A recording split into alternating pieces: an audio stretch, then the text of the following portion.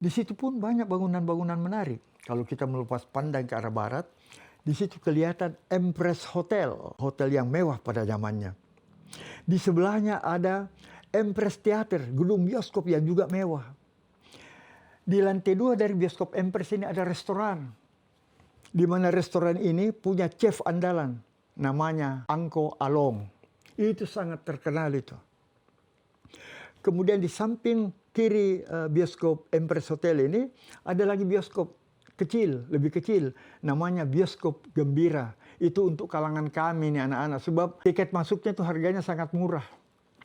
Kelas 1 itu hanya Rp2,50.